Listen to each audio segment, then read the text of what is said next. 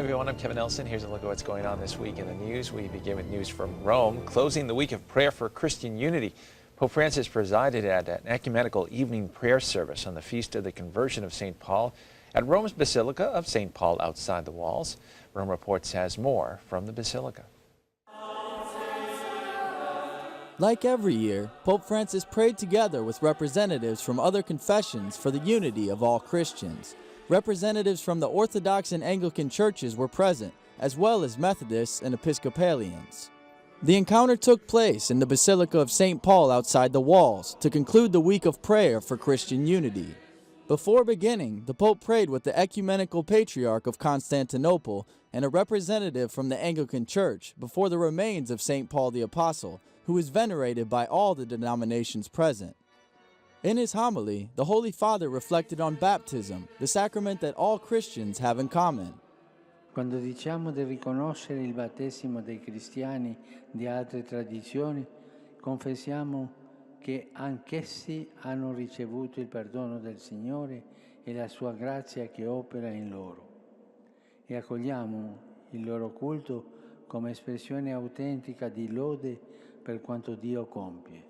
E anche quando le divergenze ci separano, riconosciamo di appartenere al popolo dei redenti, alla stessa famiglia dei fratelli e sorelle amati dall'unico Padre.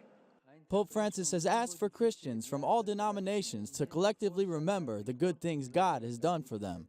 The Pope has also referenced Protestant, Orthodox, and Catholic martyrs who have given their lives for Jesus.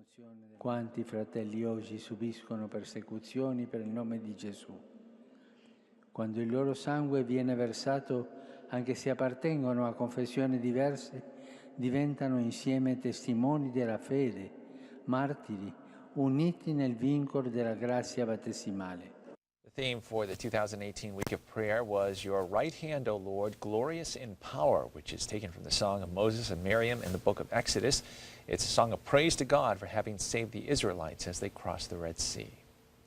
Looking now at news from around the country, the U.S. Conference of Catholic Bishops announced January 25th that the U.S. delegates at the pre-synod gathering in Rome in March will be Lasallian Christian brother Javier Henson, a religion teacher at Cathedral High School in El Paso, Texas, Nick Lopez, director of campus ministry for the University of Dallas, and Katie Prejean McCready, a wife, new mother, youth minister, and a popular speaker from the Diocese of Lake Charles, Louisiana, who has done segments on the new evangelization here on Catholic TV.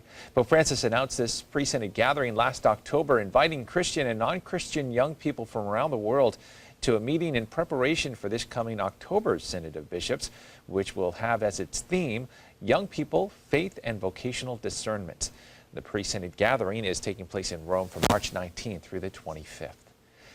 In news from the Vatican, the Dicastery for Laity, the Family, and Life announced that starting February 2nd, the Feast of the Presentation of the Lord, organizers will be releasing a multimedia series of catechetical materials in 5 languages online. The initiative was made to help parishes, groups, individuals, and families better prepare for the World Meeting of Families. Cardinal Kevin Farrell, prefect of the Dicastery, provided details of the catechesis at a recent press conference. The Vatican has presented the catecheses prepared for the World Meeting of Families, which will take place in Dublin from August 21st to 26th. Cardinal Kevin Farrell attended to explain the content of the catecheses.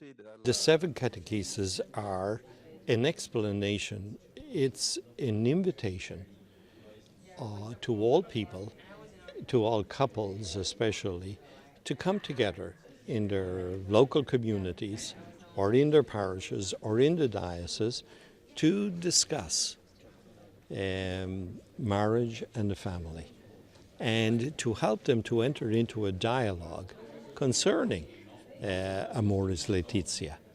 The Cardinal explains the catecheses are a call for reflection on true love in marriage, something much needed today as divorce becomes increasingly common. Farrell reminded that Pope Francis strongly condemned abuse of minors by priests, most recently during his visit to Chile. Thus, Cardinal Farrell assures this meeting of families in Ireland will also address the issue, and some victims will even share their testimonies.